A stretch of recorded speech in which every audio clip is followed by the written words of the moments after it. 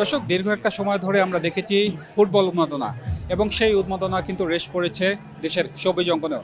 শুধু দেশের সবুজ অঙ্গন বললে ভুল হবে, বিশ্বকাপের মঞ্চ আমরা সেই উন্মাদনা দেখেছি, অর্থাৎ দেশকে রিপ্রেজেন্ট করেছে একজন সঙ্গীত শিল্পী, তিনি হচ্ছেন সঞ্জয় দেব। আর সেই উদ্বোধনী অনুষ্ঠানে সঞ্জয় দেব পারফর্ম করেছেন খুব জনপ্রিয় একজন বলিউড তারকার সাথে, তিনি হচ্ছেন নোরা ফাতেহি। সেই সঞ্জয় দেব সমাপনী অর্থাৎ ফাইনাল ম্যাচে পারফর্ম করলেন ঢাকার মাটিতে। দেশে টানে তিনি ছুটে এসেছেন এবং পারফর্ম করেছেন দেশের মাটিতেই। আজ কিছু ভক্তদের কাছে জানার চেষ্টা করব তারা আসলে সঞ্জয় দেবের সেই পারফরমেন্স যে করলেন সেটা কেমন লেগেছে তাদের কাছে।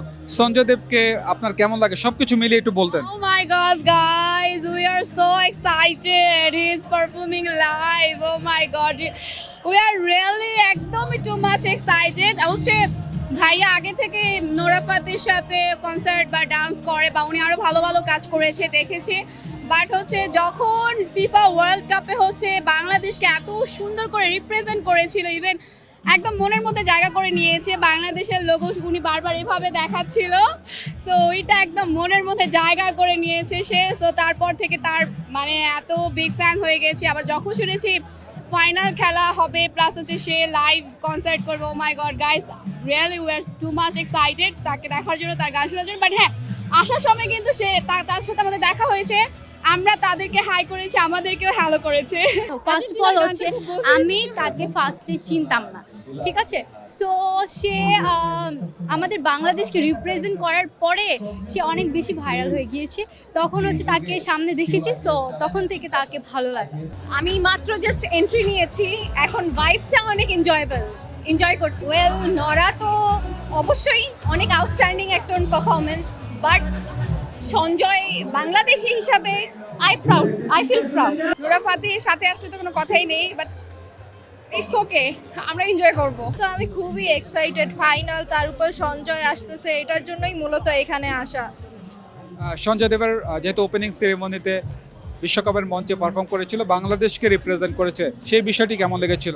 এটা তো অবশ্যই একটা প্রাউডের বিষয়, ও বাংলাদেশকে রিপ্রেজেন্ট করেছে, মানে এটা ফার্স্ট টাইম, সো এটা অনেক প্রাউডের বিষয় আমাদের জন্য। তো সঞ্জয়ের কনসার্টের কারণেই মূলত আসা এখানে, আমি অনেক এক্সাইটেড ওর কনসার্ট নিয়ে, এত কাছ থেকে দেখতে পারবো, কারণ সবসময় ফোনেই দেখা হয়েছে, ওভাবে সামনাসামনি লাইভ দেখা হয়নি, এই কারণে।